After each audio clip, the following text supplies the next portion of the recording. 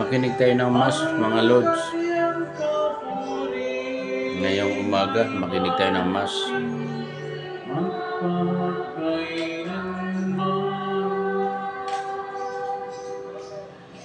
Sa ating pong Sanitary Today, ating alay sa Diyos ang mga kahilingan, ang mga nagpapamisa sa oras na ito, misa pasalamat para sa kanilang kaarawan, anibersaryo ng kasal at ang ating pong mga alaala ng may maon at mga mahal sa buhay. Ngayon din ang kahilingan ng ating mga taga-subaybay ng ating Facebook page ng ating parokya. Ngayong araw na ito ay ginulit natin sina San Cirilo, isang monghe, at si San Mitudio, obispo. Sa ngalan ng Ama at ng Anak at ng Espiritu Santo, Amen. sumainyo ang Panginoon. At sumainyo. Mga kapatid, buksan natin ang ating mga mata upang ating makilalang tunay na kapagandahan ng Diyos sa buhay natin. Ang mabuting balita ay nagpaalala sa atin ng Epata, ng salitang Epata, mabuksan. Mabuksan nawa ang ating puso at ating mga mata upang ating makita ang liwanag ni Jesus. Aminin mo na natin mga kapatid ang ating mga kasalanan sa mga panahon na tayo nagbubulag-bulagan para sa ating sarili at sa ating kapwa sa Diyos. Inaamin ko sa makapangyarihang Diyos at sa inyo mga kapatid na lubhang nagkasala sa isip, salita at sa gawa at sa aking pagkukulang. Kaya sinasamo ko sa mahal na Birheng Maria, sa lahat ng mga anghel at mga banal, at sa inyo mga kapatid na ipanalangin sa Panginoong ating Diyos. Kaawaan tayo ng makapangyarihang Diyos, patawarin tayo sa ating mga kasalanan, at pagtubayan tayo sa buhay na walang hanggan. Amen.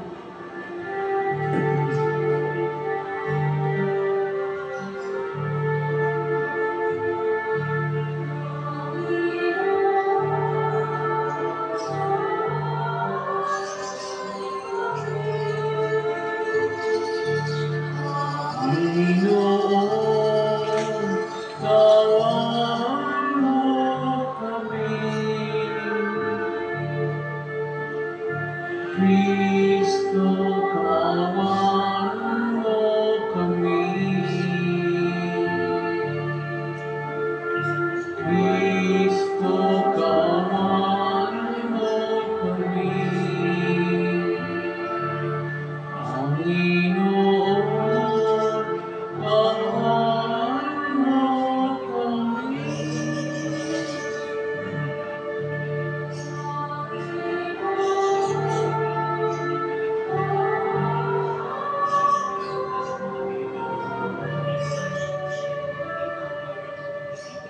Manalangin tayo. Ama naming makapangyarihan, pinasapit mo sa mga bansa ng silangang Europa ang liwanag ng mabuting balita. Nung ito'y pangaral ng mga magkapatid na si San Cirilo at San Mitudio, ang aming buong pagkatao ay mapuspos nawa ng liwanag ng kabatiran tungkol sa iyong salita. Kami naway maging sambay ng nagdiningning sa ganap na pagkakaisa sa matapat na pananampalataya at maasahang paninindigan sa pamamagitan ng Jesucristo kasama ng Espiritu Santo magpasawalang hanggan. Amen. Magsuko lahat.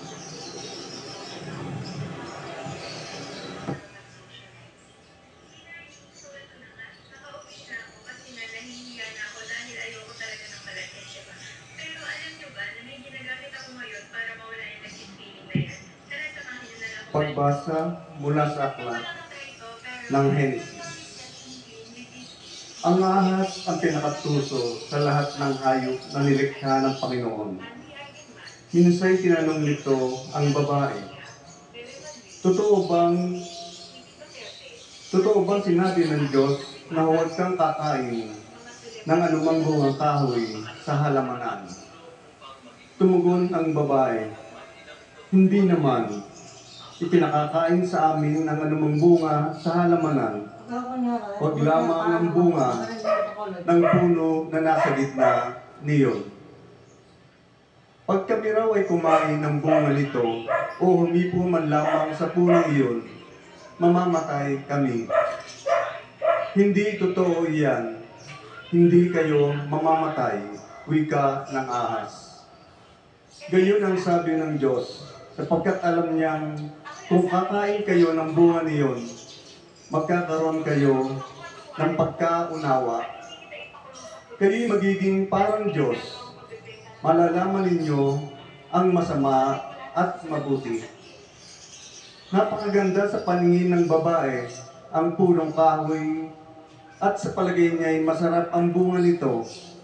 Nabuo sa isipan niya na mabuti ang maging marunong.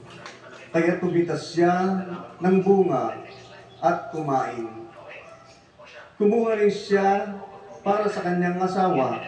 Kumain din ito. Nagkaroon nga sila ng pagkaunawa matapos kumain. Noon nila nalaman sila'y hubad. Kaya kumuha sila ng mga dahon ng igos, pinagtagni-tagni at ginawang panakip sa katawan.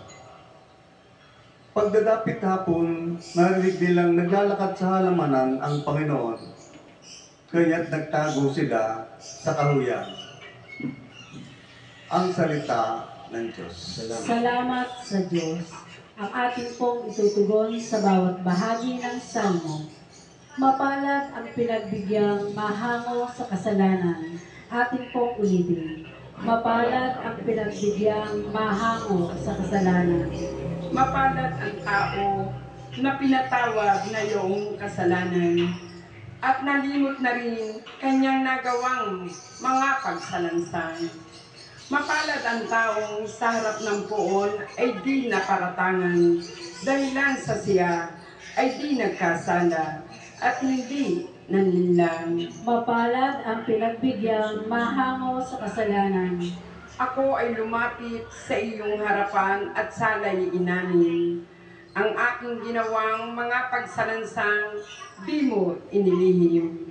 Pinagpasiyahan ko ang lahat ng ito sa iyo'y idaig.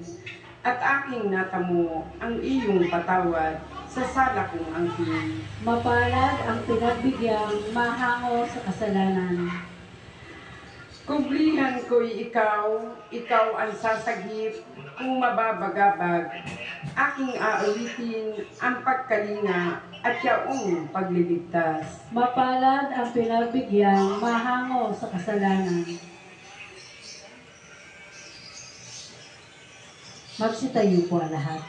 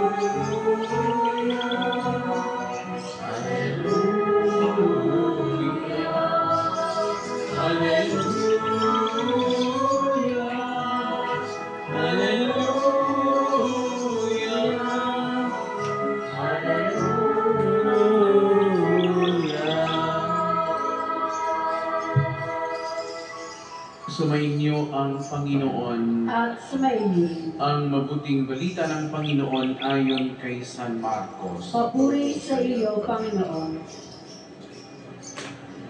Noong panahon iyon, pagbabalik ni Jesus mula sa lupain ng Tiro, dumaan siya sa Sidon at nagtuloy sa lawa ng Galilea. Matapos 9 minutes na mga lods. Bye-bye. Pero tuloy pa rin ang panonood ko sa misa. Tatapusin ko yan. Pero puputulin ko na ang pag-vlog.